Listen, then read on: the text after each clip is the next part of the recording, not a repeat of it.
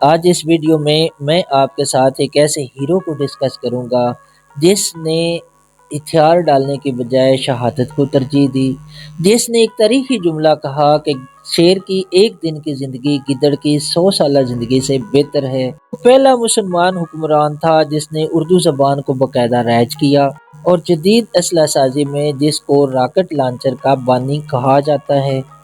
جی ہاں، میں بات کروں گا سلطان فتح علی ٹیپو کے بارے میں، لیکن آپ سے ریکویسٹ ہے کہ آپ اس میرے چینل کو لائک اور سبسکرائب کر دیں، اور میرا یہ ویڈیوز بنانے کا مقصد اپنی نوجوان نسل کو آگاہی فراہم کرنا ہے کہ ہمیں یہ آزادی کتنی مشکلوں سے اور کتنی قیمت چکا کے ملی۔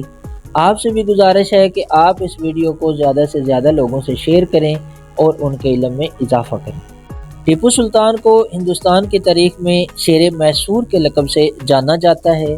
وہ بہادری، جرأت، حب الوطنی اور ایمانی قوت کا ایک زندہ و جاوید نشان تھے۔ ٹیپو سلطان نے کہا تھا کہ شیر کی ایک دن کی زندگی گدڑ کی 100 سالہ زندگی سے بہتر ہے۔ ٹیپو سلطان کا اصل نام سلطان فتح علی ٹیپو، جو نہ صرف ایک عظیم حکمران تھے بلکہ انگریزوں کے خلاف برصغیر کے پہلے مجاہد آزادی بھی تھے۔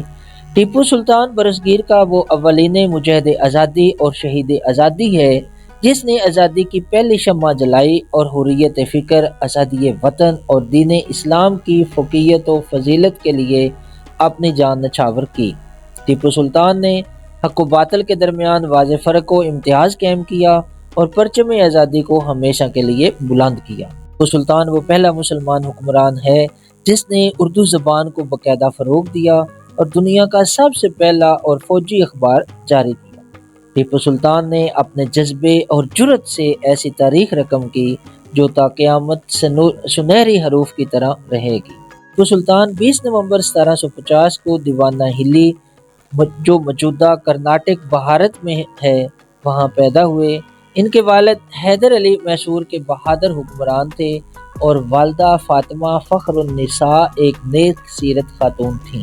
ٹیپو سلطان کا نام جنوبی ہندوستان کے ایک مشہور بزرگ حضرت ٹیپو مستان کے نام پر رکھا گیا۔ ٹیپو سلطان کے آباء و اجداد کا تعلق مکہ معظمہ کے ایک معزز قبیلے سے تھا۔ ٹیپو سلطان نے ابتدائی تعلیم میں اردو، فارسی، عربی، اسلامی فقہ اور جنگی مہارتیں حاصل کیں۔ ٹیپو سلطان کم عمری میں ہی اپنے والد کے ساتھ جنگی مہمات میں شامل ہوتے اور عسکری حکمت عملی میں مہارت حاصل کر لی۔ ٹیپو سلطان کے والد نواب حیدر علی بے پناہ خداداد صلاحیتوں کے حامل شخص تھے، جو ذاتی لیاقت کے بے مثال جواں مردی اور ماہرانہ حکمت عملی کے سبب ایک ادنا افسر نائک سے ترقی کرتے ہوئے ڈنڈی گل کے گورنر بنے اور بعد ازاں میسور کی سلطنت کے سلطان بن کر متعدد جنگی معرکوں کے بعد خود مختار بنے، اور یوں 1762 میں باقاعدہ سلطنت خداداد میسور، جو موجودہ شہر کرناٹک بھارت میں قائم کی۔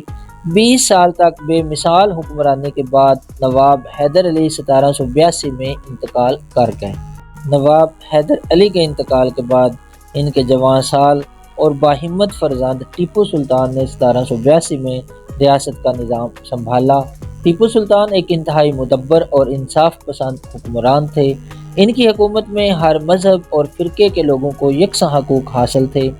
ٹیپو سلطان نے اپنی ریاست میں بے شمار اصلاحات کیں، جن میں جدید زرعی نظام، نیا مالیاتی نظام نافذ کرنا اور اپنے نام کا سکہ جاری کرنا، ریلوے اور سڑکوں کی تعمیر پر کام کیا، جدید اسلحہ سازی اور راکٹ ٹیکنالوجی کو فروغ دیا، تعلیم اور تجارت کو فروغ دینے کے ساتھ ساتھ کئی علمی مراکز بھی قائم کیے۔